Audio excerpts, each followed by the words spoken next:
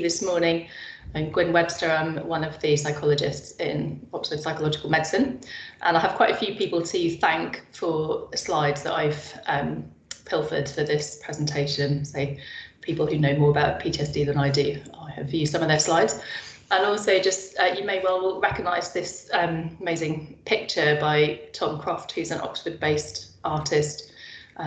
This portraits of Harriet Durkin, who's a nurse in Manchester, but part of the project that Tom Croft set up also featured, I think, a nurse from Oxford, from the JR, I believe. Okay, so this morning we're going to be thinking about PTSD. So PTSD is quite a specific thing, and I'm aiming to put that in context a little bit. So particularly thinking about healthcare workers, and really what I'm aiming to do is provide something that's going to be helpful in a practical sense for thinking about your teams and your colleagues. I want to begin with a short dropping anchor practice, and the reason for this will become clear. Obviously, it's up to you how you engage with this, but I'll guide you through it. Just take a few minutes, and then we'll go into a breakout room.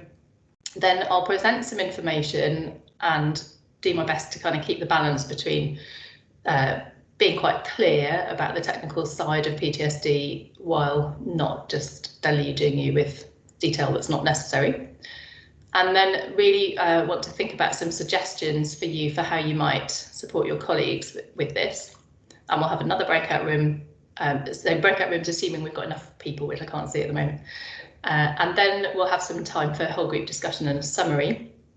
And the next session in 2 weeks' time is going to pick up this theme a bit and have a bit more time to focus on how to support colleagues, when to refer on, and thinking a bit more about how you know if it's likely to be PTSD that somebody's dealing with, or whether it's more just ordinary distress or moral distress or something a bit different. So we'll start unpacking that a little bit today, but I think it'll be beneficial to have more time in the session in 2 weeks' time. And I'm also happy to announce that in 2 weeks' time, I'll be running the session jointly with Dr. Judith Kalthoff, who's one of the clinical psychologists who's newly recruited in post for the staff support service in psychological medicine. So she's been a psychologist in the trust for many years, but she's new to this new job that's been created. So that's quite exciting, and it will be really nice to be able to introduce you to her if you don't already know her. And we'll be running that session together in 2 weeks' time. And then I think the plan is for her and probably her colleague Susanna to take these forward. But we'll keep you posted, obviously, on that. We'll think a bit about the dropping anchor exercise. So this is really a grounding practice, and what that means is being able to regulate strong emotions, having a way of dealing with emotions that have kind of got too high, got too big, and being able to kind of bring all that back down. So grounding with the idea of being able to kind of, regain contact with your surroundings, literally with the ground. And this is something called dropping anchor. I mean, this phrase comes from Russ Harris, who's an Australian psychologist, but really what he's getting at with that idea is that it's a bit like dropping an anchor in a storm. It obviously doesn't stop the storm when you do that in a ship, but it helps to keep the ship steady. And it has this very particular structure, kind of 3 parts to it, and we'll experience that now. So if you would like to, so obviously it's not compulsory, you decide how you wish to engage with that. But if you would like to, we'll do a short dropping anchor practice together. So just taking a moment to sit or stand comfortably. So wherever you are at the moment, finding a comfortable position. And just taking a moment to acknowledge whatever thoughts and feelings are showing up for you in this moment. So it might be that you have some feelings, emotions, body sensations around with kind of what's just been happening before you arrived here, whether that was your journey or some work that you've already done this morning or something else. Taking a moment to notice what those are, and any thoughts that you might have. It might be some thinking around this topic, might be some thinking around what an anchor is or what dropping anchor is, or some thinking about something else, maybe something that you brought with you this morning. So there's no need to change anything that's here, but just taking a moment to acknowledge, what have I got going on for me at the moment? What's in the thoughts? What's in the emotions? Maybe memories, anything else that's coming in, sensations or urges. And seeing if it's possible to take a moment to notice all these things that are here for us with a sense of kindly curiosity. So not needing anything to be different from how it is right now, but taking a moment to explore a bit what's around. Observing what's going on in your inner world. And then while you're continuing to acknowledge your thoughts and feelings, also come back into your body. So take a moment to really connect strongly with the sense of your physical body. And you can do this in whatever way makes most sense for you, but some possibilities are perhaps pushing your feet quite strongly into the floor. You've got your feet in contact with the floor so that you can really feel that sensation of the feet on the floor. Maybe straightening up your back and your spine. Maybe feeling the pressure of your sitting bones on the chair or surface you're sitting on if you're sitting down. Or perhaps if you're standing up, feeling the legs working, the knees, feeling the muscles in your back. And you might also, if you want to really sort of sharpen up a sense of body sensation, press the fingertips together. And you can do that as strongly as you want to. And so noticing the sensation of the hands in contact with each other. Or you might kind of stretch your arms, stretch your neck. So anything that helps you be in contact with the body. Noticing your breathing. And so continuing to acknowledge the thoughts and feelings that are around and connecting with your body. So keeping that sense of connection with the body going, and now engage in what you're doing. So it might be that you take a moment to notice what's around you in the room that you're in. So noticing any kind of stuff you've got around you related to your work, or noticing colleagues. And maybe noticing the screen, so you might be able to see the slide. Might be able to see faces of people who joined the session this morning. And seeing if it's possible to notice these things, to re-engage with your surroundings, notice these people, whilst also keeping some attention in your body. So continuing to have that sense of being connected with your feet on the floor, your body on the chair, as you re-engage in this session this morning. Okay, so we will maybe come back to that later on if people have questions about it, but for now I'd like to move into a breakout room. If we've got enough people for a breakout room, Francesca, that'll be up to you. We've got 13 people, so there'll be rooms of 6 and 7. Lovely, great. So we'll take 10 minutes for this, and obviously you can talk about anything that's helpful to talk about. But what I'm maybe suggesting or inviting is thinking about what you're noticing about your team's well-being at present. So kind of how's the temperature of well-being in your team or the department, the area you're working in. And maybe questions that you have about PTSD in relation to healthcare workers in general, but maybe specific questions about your colleagues as well. All right. So I will try and come out of my screen share now so that you can set up breakout rooms from Jessica. Cool. Yes, bear with me. It just should be opening now.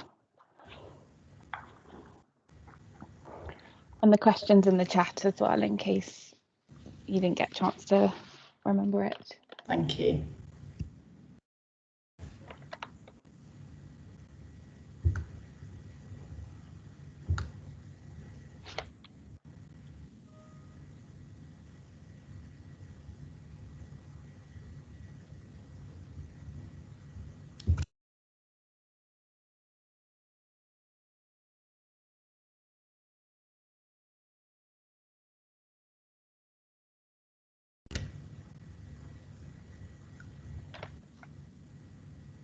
So have we got everyone in a breakout room now? Yes, they should have gone. I've just assigned Tracy, who came in. Yes, I just saw that. Yes. Yeah, brilliant. Cool. So how long would you like them open for? So it's 12 past now, so I think I'll say that they started at 11 past, so if they come back at 21. Sure, we can do that. Good. Great. And I'll try and hi Sonam. Hi. I can assign you to a breakout room if you like, Sonam.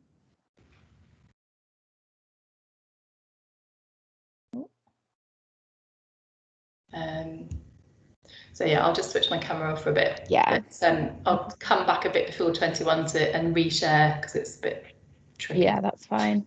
Thank you.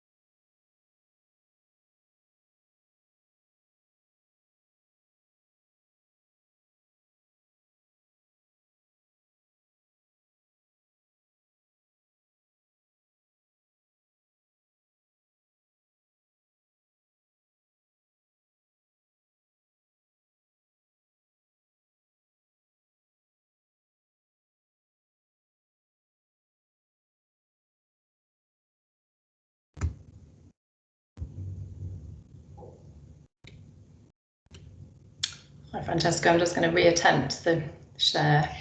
No problem.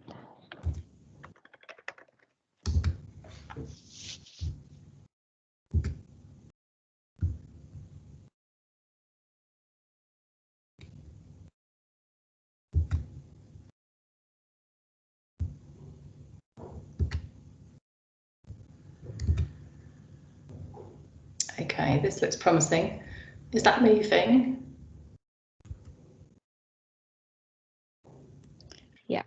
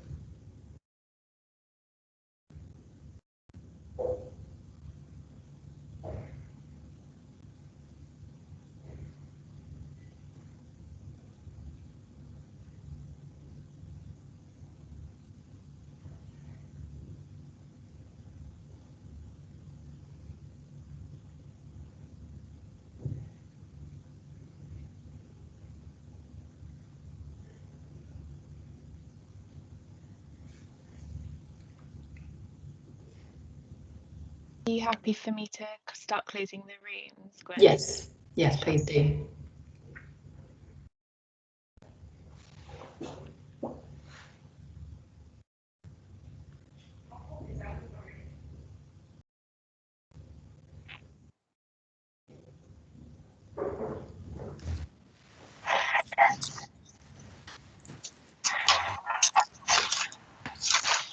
I think we've got everyone back now. So that's a surprise. I didn't notice the warning then we were going back. Apologies. Is everyone back in, Francesca? Yes, I believe so. Okay, great. So we won't spend too long on a plenary because I'm aiming to leave some time for discussion at the end. But are there any sort of quick points people want to feed back to the whole group before we move on? I'll just say, I think in our group it was interesting. So it was quite broad areas, but there was, you know, an appreciation across all those areas, but also quite a lot of similarities, even though you wouldn't necessarily expect it, in terms of, yeah, the emotions and the experiences just caused through different impacts that have been around. So yeah, thank you. And I think, you know, that's such an interesting thing, isn't it? And what I think is the real value of having this forum that's right across the trust, that we have this chance to find out what it's like in completely different services and, you know, some of these really common experiences. Thank you. Anyone else? It might also be worth just saying that some people are at the point that they're ready to be sort of fired up and move on, and others need a bit more time to reflect and think about where they've come from and what they've been through. So we were just saying that there's a bit of and that's kind of causing a bit of disconnection in teams, because some people are just like, yeah, come on, let's do this, let's get back, you know, move on. And others are sort of holding back a bit and wanting to take that time. So it's kind of dealing with that dichotomy, I suppose, within the teams that's quite difficult, perhaps. Yeah, I think that's a really sensitive job, isn't it? It's a very sort of, feels like a very sort of sensitive time in terms of the recovery phase, and people are going to approach that really differently. And yeah, being able to kind of hold that in a team where you've got people sort of pulling in slightly different directions. Yeah, and I hope that we'll be able to think about that a bit today, and also the session in 2 weeks' time. And I think very much the offerings with R3P and all that kind of thing are aiming to sort of help teams come together and find a way forward that works for everybody. Yeah, thank you. It's a really important point. Okay, so feel all right to move on. So, sorry, can I just ask you a question? And sorry I came in a bit late, so I just missed the very start of your session. But just the question that you had in the breakout room about what questions do you have about PTSD in healthcare workers. There's a couple of colleagues that I work with who have been diagnosed with PTSD, and they are getting treatment for it, which is good, and they're off work at the moment. But is there anything in particular that I or we can do as leaders or colleagues to support them, or those people that maybe sort of not necessarily have been diagnosed with PTSD but are showing some symptoms of it? Yes, so I hope that there will be some, that's very much what I'm aiming to cover. Thank you. So, I'm aiming to sort of give some information about PTSD and to be able to sort of put that in context a bit. But yes, that practical stuff is really what I want to get to. And as I said at the beginning that the session in 2 weeks' time will also pick up some of these themes for a bit more time for discussion on those sorts of questions. So yeah, that's very much what this is aiming to be about. Thank you. All right. Thank you. So I just want to say a bit about PTSD, and also, so this other, this is going to be full of acronyms, I'm afraid, but PTSS, so that's post-traumatic stress symptoms. So PTSD, post-traumatic stress disorder, is when, like colleagues just said, you have a diagnosis of number of symptoms that have been going on for a certain amount of time and have met the diagnostic criteria for this disorder. But it's possible to have some of these symptoms that maybe don't escalate to that point or for that length of time. So we'll be thinking about sort of both of those categories, if you like. There's a very recent systematic review, which is very helpful, done in Italy, as you might be able to tell from the names. Systematic review on healthcare workers during COVID-19 and PTS symptoms they focused on. So they looked at 14 articles that had examined rates of PTS symptoms, so not necessarily a full PTSD diagnosis, but people who are experiencing some of these symptoms. And as you can see, the rates vary hugely. So 2.1% of staff versus 73.4% of staff. So, what can we understand from that? What's making the difference? So they looked at what were the predictors of people who were experiencing post-traumatic stress symptoms, and found various things that seem to be making a difference: being young, being female, having a heavy workload, having an unsafe work setting, not surprisingly, for example, not having enough PPE, also lack of training, but really importantly, from our point of view, especially with this forum, lack of social support. So social support they define as the feeling that one is cared for and has assistance available from others. So that is something that I think is really worth us thinking about. Another study, a little bit older, was looking particularly about PTSD, so the diagnosed disorder in physicians, and compared the rates with other areas. So rates of PTSD in the general population quoted as between 3 and 4%. PTSD following war, active combat or torture, higher, as you might expect. Physicians, they found a rate of 14.8%, but again, reasonably high range. And some of the predictive factors of who's more likely to end up with PTSS or PTSD that were quite similar to what's quoted in the Italian study done recently. So thinking about what you might notice in your colleagues if they have experienced some of this. So it might be that they are reporting, or you're noticing in their behaviour that they're feeling scared, feeling anxious, feeling unsafe. And that might be about a sort of specific circumstance, like having to use PPE, or some other kind of particular thing that they're doing in their work, or it might be just a sort of general floating feeling of just feeling anxious.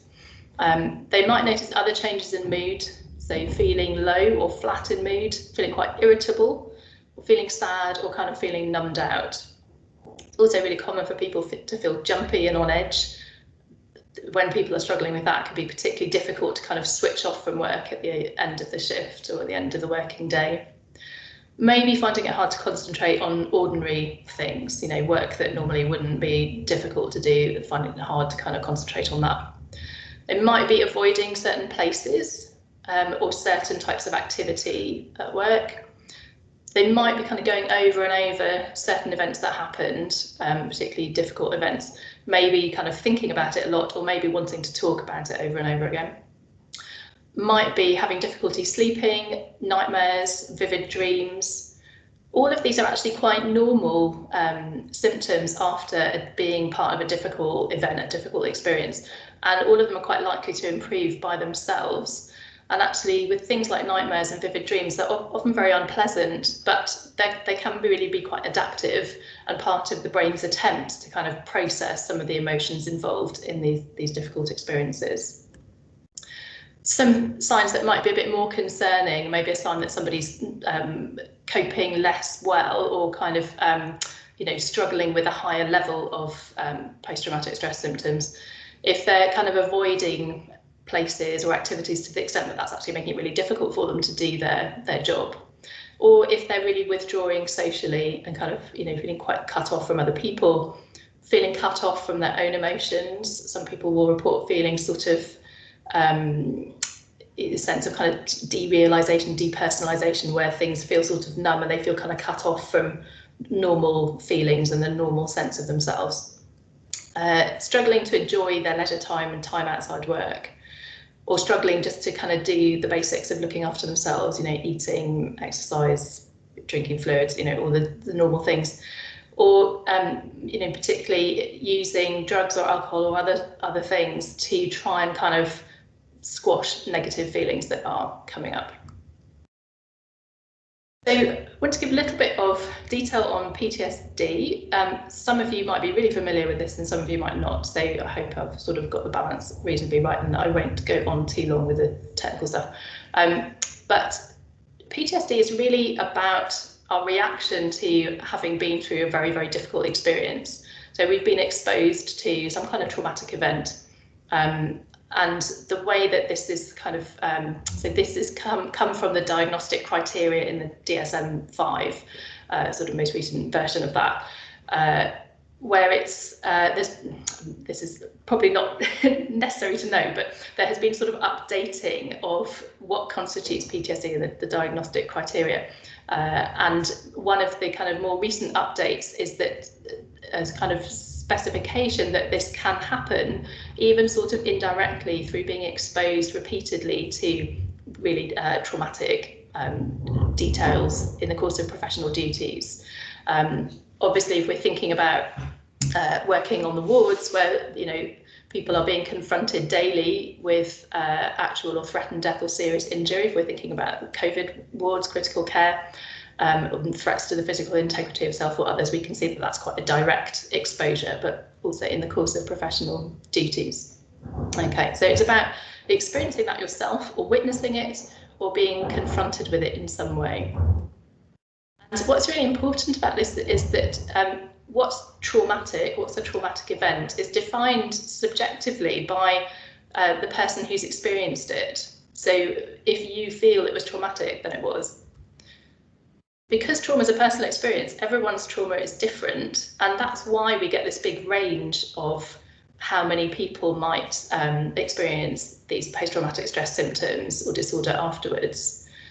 So it's not a given. There'll be plenty of people who've been through an experience that they feel was traumatic and that on the outside looks traumatic to most people, but they may not react in this way. It's very likely that all of us are going to experience a traumatic event at some point in our lives. And, in a general sense, coping with trauma is often about withdrawing and disconnecting, and that's often the way that we cope to kind of process these difficult experiences. So part of recovery is about reconnecting, and particularly reconnecting with other people, loved ones. Okay, so a bit about what people are likely to be experiencing with PTSD. So it involves intrusion, so intrusive memories that often have a dissociative element. So flashbacks during the day, kind of strong memories that suddenly come out from nowhere, dreams, nightmares, avoidance of things that might kind of spark off those memories, understandably. Negative alterations in the way people think and their mood. This hyperarousal and reactivity, so people are sort of just jumpy and on edge, looking out for danger. That understandably has an effect on their sleep often and ability to concentrate, and can often make people quite irritable. So for PTSD to be diagnosed, this kind of collection of symptoms needs to be lasting more than a month. If it's been going on for less than a month, all the same symptoms might be diagnosed as acute stress disorder. If they've been going on for longer than sort of 3 days after this event. And for this to be diagnosed, then the symptoms would be at a level where they're really interfering with kind of ordinary life and causing a lot of distress. So thinking a little bit about the sort of different acronyms, different terms, but also different ways that we respond when we've been through something really difficult, really challenging, traumatic. It's really normal, obviously, for us all to be feeling a level of emotional distress. And that, how people experience distress and what how they respond to that can look very different, but it would be normal to be feeling some distress in general as a result. Some of those people might be having some of these post-traumatic stress symptoms. Not everybody, but some of them are not quite likely to be, and that will be part of their brain's attempt to kind of process what's happened. If those post-traumatic stress symptoms are more severe and go on for more than 3 days after the event, that might be diagnosable as acute stress disorder. And if those symptoms continue being, at a severe level and going on longer than a month, then that might, that person would benefit from being assessed for PTSD and receiving treatment for that. And then it might also be that all of those sorts of levels, if you like, can overlap with this idea of moral distress, which has really been talked about in relation to the COVID pandemic and people working in healthcare. So moral distress may well be a feature of PTSD or acute stress disorder, but it may also be any kind of emotional distress is focused on. We might say a bit more about moral distress in 2 weeks' time, but this is really about the kind of upset that results from actions or the lack of them which have violated your sense of what's ethical, what's right. Witnessing that or being involved in it, hearing about it. So a bit about what happens during trauma. I won't say too much about this, but it might be interesting to have. We're all familiar with the kind of fight-flight response, but it's a little bit more detailed than that. And really, this is our brain's way of trying to keep us alive, keep us safe during a traumatic experience. And we don't realise that's what our brain's doing, but basically it's deciding what's going to work best to keep us safe. So firstly, we might freeze, which is a way of kind of estimating the danger, trying to work out what's the right response. If your brain thinks, yeah, it's going to work to run away, or it's if running away doesn't look like an option, maybe fighting off the threat, the attacker. It will prepare you for that and releasing adrenaline, that adrenaline reaction we're very familiar with, which increases your chances of survival, obviously, helping your body to sort of manage that situation. If it looks like that's not going to work, or it gets to the point where that response hasn't worked, then the response changes to one which is kind of moving arousal in the opposite direction, and moving more into kind of shutdown in terms of arousal, which is a way of kind of playing dead. So if you think about this in terms of animals, if you've got cats like mine that catch wildlife all the time, you'll be very familiar with how this works. And it makes sense to play dead and shut down if an attacker is more powerful. So people might stop moving, they might be unable to speak, those sorts of things. And what's quite common in PTSD is that whatever happened during the time of the trauma, sort of, what point on this curve people got to is quite likely what will kind of reoccur during re-experiencing symptoms. What this means really in terms of memory is that because what's happening during a traumatic experience is a huge level of arousal, of anxiety to try and find the best way to survive, that high level of anxiety disrupts the way that memory normally works. And so what happens is that the memories that are created during a traumatic experience just don't work in the same way that memory normally would. Instead of being kind of organised and time-stamped, they're kind of fragments of perceptual information, so sights and sounds and smells, rather than having a sense of a kind of continuous narrative that's organised in time. So the processing hasn't really been completed of these memories and the experience of this event, and it's not kind of organised into a story that makes sense. And we can't kind of tag it to a particular time, so it's not clear to us that it's definitely in the past. It feels like it's sort of happening in the present moment. A little bit about, I won't go into detail with this, but it's quite interesting if you're interested in different types of memory. This analogy is something that I find really helpful. The idea that memories in PTSD are a little bit like a really messy linen cupboard where you just kind of shoved everything in and the door won't shut properly because everything's just been shoved in there. So every time you go past the door, it kind of swings open and all the stuff comes out.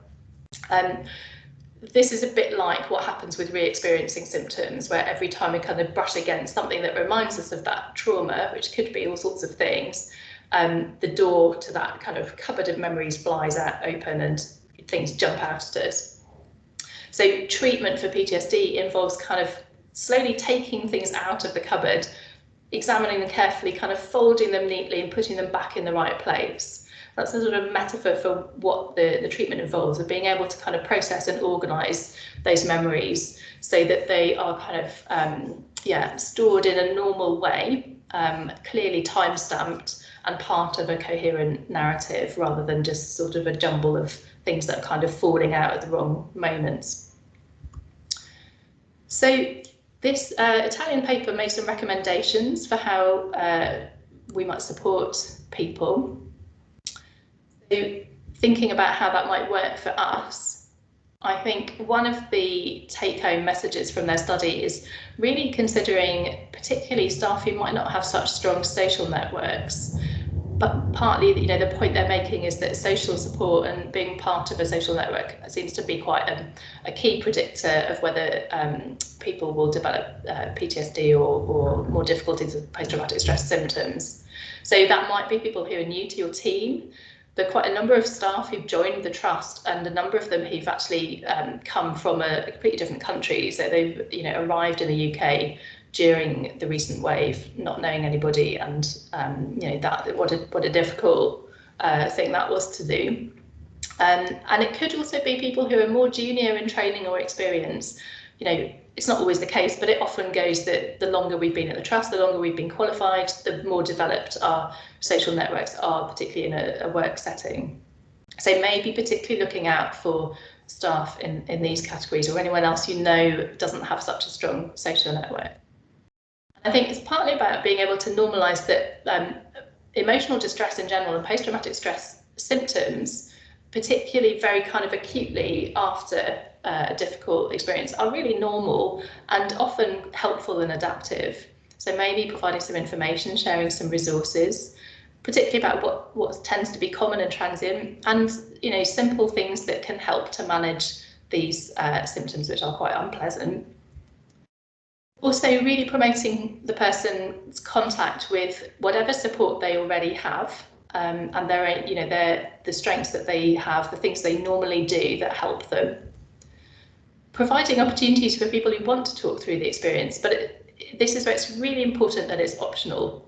So it's really kind of clear from the research that's been done that it's a very bad idea to kind of make people talk through a difficult experience if they don't want to. But it's very helpful to provide that opportunity for people who do feel like that would be a useful thing. I think part of it is also about really seeing what we can do to encourage discussion for people that helps to process the emotional impact of what's happened, how it felt, what it was like to, what it felt like to be part of this experience, not just the kind of practical side of it, because some of the stuff that's come out from the literature, particularly that Italian study, has highlighted that often with healthcare workers, while they're in that situation coping, they're very focused on the kind of getting through it in a practical way, or the kind of problem-focused coping that they can do that kind of keep them going, but they might not have had time to really process what it felt like and the emotional side of that. So this is where kind of having some opportunities to share experiences with each other, but also that sense of kind of building a narrative as a team might be helpful. And obviously helping people to access further assessment and treatment if that looks like it would be useful to that person. So there's some nice guidelines that are really clear about what treatment people should be able to access for PTSD. So we'll go to some more discussion very shortly, but I just want to summarise that PTSD isn't a given. It's the meaning of the event to the individual which matters, and that is why we see variation across people who've been through a similar experience. Psychological trauma leads memories to be stored differently, and that can lead to these types of symptoms. And in the early days and weeks, we can expect natural recovery, and actually most people will find that things recover. But if they don't, then we need to be really promptly kind of helping people access support. Grounding, like the dropping anchor exercise, can be helpful, particularly with dissociation, so where people are feeling kind of cut off, numbed out, or where they're having a flashback or a memory where they're losing touch with what's going on right now. So, and dropping anchor is actually quite a useful way to cope with stress for anybody, so that might be a useful practice. So just to flag up some further resources, I think the video that May Cornby did is really good, really good one to refer colleagues to if they're thinking about post-traumatic stress symptoms or just distress in general, trying to kind of work out where they're at with that. That's the reference for the paper that I mentioned. And then some other things that you can access in terms of recordings and grounding techniques. Okay, so I will try and come out of here so that we can, Francesca, would you be able to set up another breakout room, please? Yeah, that's fine. I will just open them now. There'll be the same ones as before. So maybe if we can have just under 10 minutes, like 7 minutes, if that would be okay. Yeah, I will open these now. And then we'll have some time all together, and then we will have a less kind of information heavy presentation next time and more time for discussion.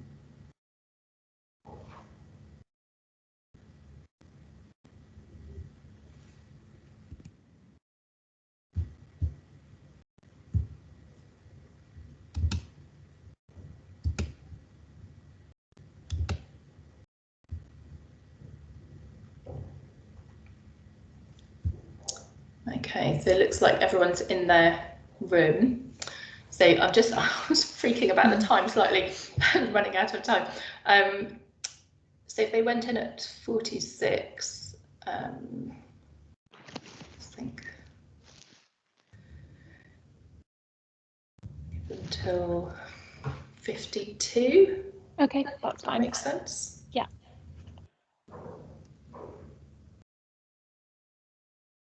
Yeah, that's not quite 7 minutes, is it? But I think otherwise we're just going to massively run out of time. Yeah, we'll just put a little note in the chat just before we close it, I reckon. Give them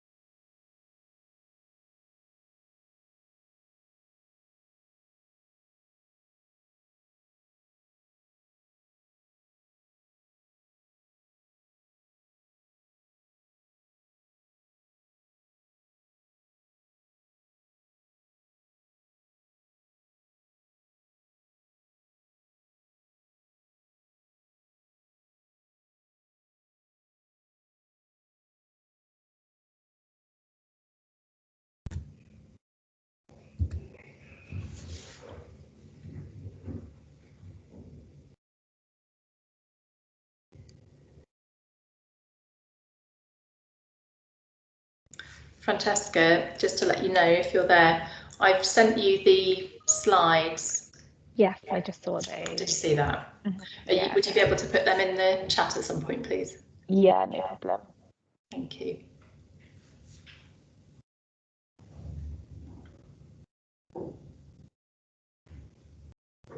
Are you happy for me to close the room? Yeah, I think that would be sure. Probably necessary from the time point of view. Thank you.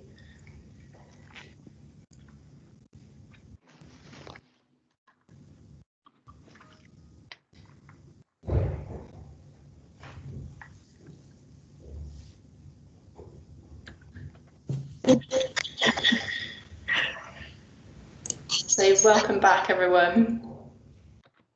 I'm sorry if that felt short. It was short, but I want to give everyone a chance to have some time all together before we finish today. And as I said, aiming to make some time to think about this topic again in a more reflective way, with more discussion time in 2 weeks. But it'd be really nice to hear any points people want to raise from discussions that you've had today.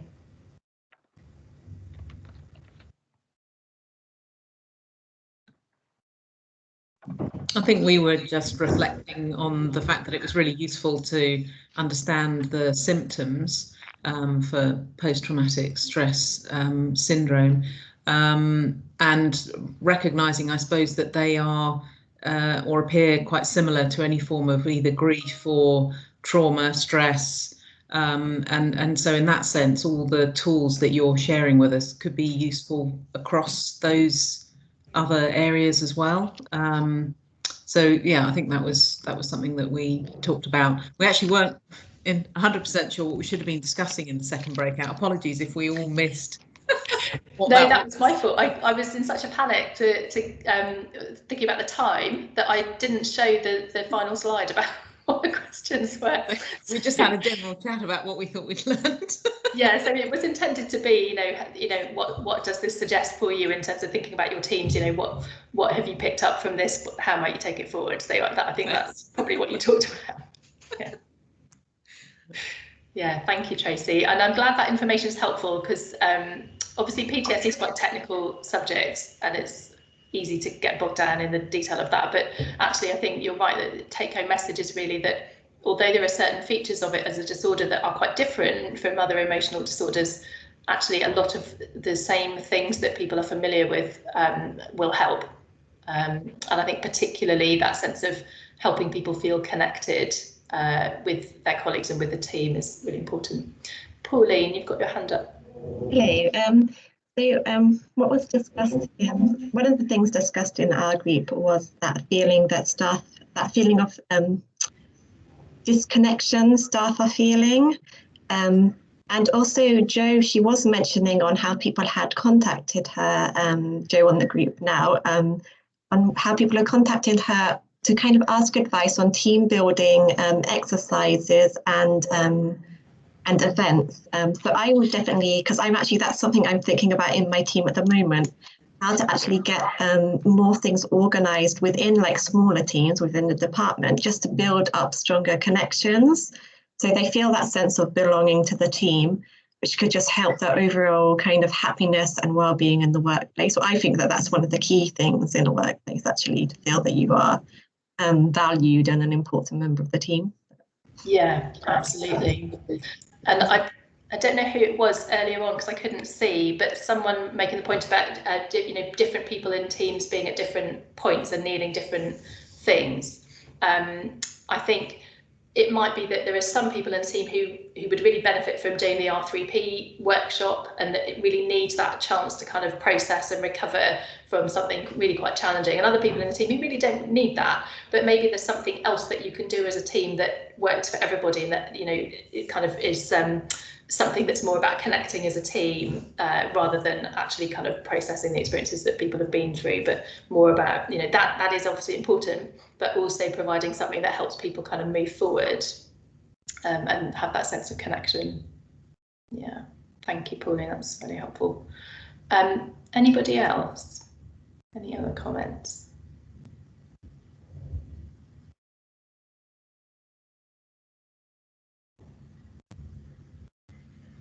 Is everybody clear about if you have got concerns about somebody in your team, you know, how you might raise that, or how you might kind of encourage them to get some further support?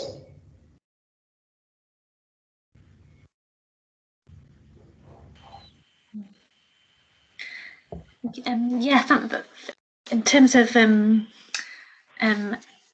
where I work in intensive care, yes, definitely, it's been really helpful.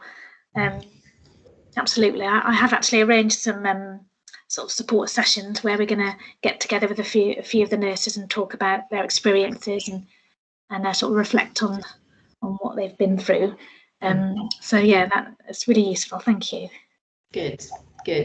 Yeah, and I think, you know, anybody who wants to do that can benefit from it. You know, it doesn't mean that you know, we may not necessarily be suffering from a level of symptoms that meet diagnostic criteria, or may not necessarily need further formal treatment for that.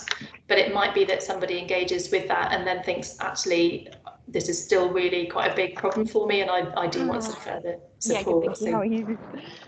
Having a sense of how you kind of refer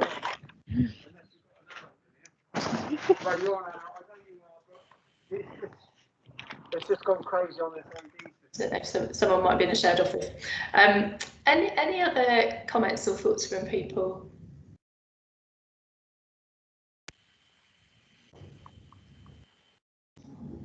Okay, well, I know that Francesca's got something that she wants to let everybody know about, so I'll hand over to Francesca shortly, but just want to say thank you very much to everyone for being here this morning. And I think Francesca's already shared the slides in the chat. If you've got any other questions, then obviously let us know. All right, over to you, Francesca. Hi everyone, just a quick kind of announcement that we're going to be, we've actually got a member of staff within the trust who has a dog who has been, who's going through the process to be authorised to come into the trust. So please look out for an email. It'll probably come through from my colleague Megan about nominating your team for a visit from the kind of staff pat dog within the trust. So please keep an eye out for that. We wanted it to go via the Wellbeing leads first, just to kind of say thank you for all your help and great things you're doing so far within your team. So thank you.